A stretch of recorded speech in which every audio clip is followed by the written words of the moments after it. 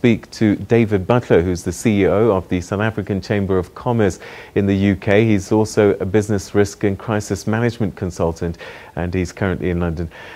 David, thank you very much for joining us once again. Our line cracked up a little bit earlier on, but let's just catch up a little bit, first of all, by asking, you know, it's been a day now since the attacks last night. What is the mood now? We've seen images of a vigil taking place in Manchester, and this is kind of what the Brits do, isn't it, when a time of crisis like this happens? Yeah, exactly. I think it's the nation comes together very well in dark times like this, and we've seen electioneering being postponed for the day, and all the leading party figures, the leading politicians, coming out in criticising, condemning, in fact, the terrorist attack, and and generally just supporting the victims and people involved in the emergency services, the police in their investigations. And we've heard Theresa May speak very strongly about the impact of this type of terror event on the UK and the European Union. It's interesting, and risk is something that you measure and have been involved with over the years.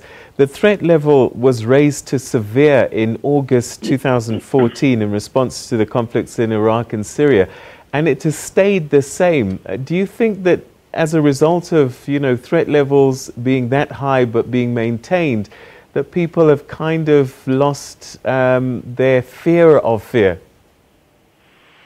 Well, I think it's the impact of fear on people and the use of threat levels is very complex.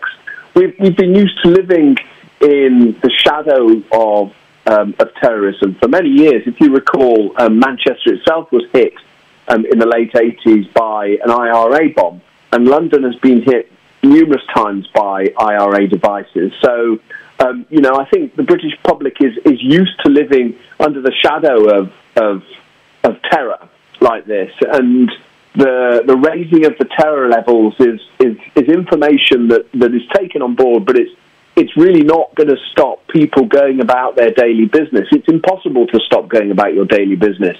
You can be afraid for a short while. You can not venture out for a short while. You can think about where it is you're going and whether you're going to go to a crowded place and the likelihood of there being a terror attack. But I think, if you look at the statistics, look at London 2012, you look at all the big events, the British public turns out in force, and I don't think the fear of a risk of a terror attack is going to stop that happening. So big events are going to be happening. The FA Cup final is happening this weekend, and I would imagine that security is going to be beefed up even more. Yeah, absolutely, and I think that's the key thing. The onus and the pressure comes onto the security services. And I think that, that's a double-edged sword, I guess, in part, the security services will feel the pinch and will cry out for more resources. That will be used politically for positive or in a negative sense. But generally, people are used to seeing armed police. They are used to seeing roads being closed and checks being taken in all these sorts of events. And I think it just becomes business as usual. But it's not going to stop people going to these events. It's just going to give a little bit more of a headache to the organisers and the security services in planning for it and managing the risk. All right, so you're the CEO of the SA Business Chamber in the UK, and I guess there are people who are thinking about investing in the UK, in London. What must they be thinking, and what will you be telling them, especially in terms of calculating business risk in the sort of environment that the country finds itself in? Well, I guess that it is very complex. I mean, there's a clear separation between business risk generally and travel security, which effectively we're talking about here. So, London has been at a relatively high rating for travel security since 2005, the 7/7 bombings, and even before then with the IRA threats and attacks. So, when we talk to clients who are thinking of investing and sending people to the UK and to London for business meetings, we give them the normal warnings around planning their trip, making sure they let people know where they're going and where they're going to be, the usual personal security processes and sort of briefings that people get, where to walk, where not to go. Generally, because the risk of terrorism and being caught up in a terror attack like we saw last night is very, very low. The general, it's very different from, say, going to Kabul or Baghdad, where we would say, look, avoid places where people gather, don't go to markets, don't go to restaurants that international people use, keep a very low profile, this is the type of vehicle. You obviously wouldn't provide that advice to somebody coming to London for some business meetings or, that. But what you would do is just make sure that they've covered the bases with regards to who they're talking to, who they're contacting, making sure people know about their movements and the actions in the event of being caught up on the periphery of one of these type of attacks. All right, so you've got elections coming up shortly, and people might be trying to see if that's got anything to do with it. ISIS have said that they're responsible. Do you think that it's got anything to do with the elections, or it's just a coincidence that it's fallen at this time?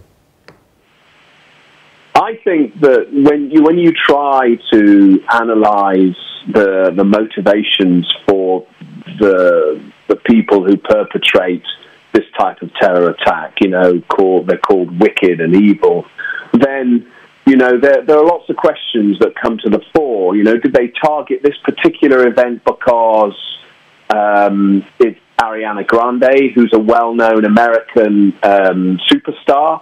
Did they target this particular event because they knew it was going to have lots of young girls and what do the perpetrators think about young girls going to this type of event? There's a whole load of factors that come to play in this. My sense is that the key thing is the perpetrators of this type of terror attack are looking for publicity.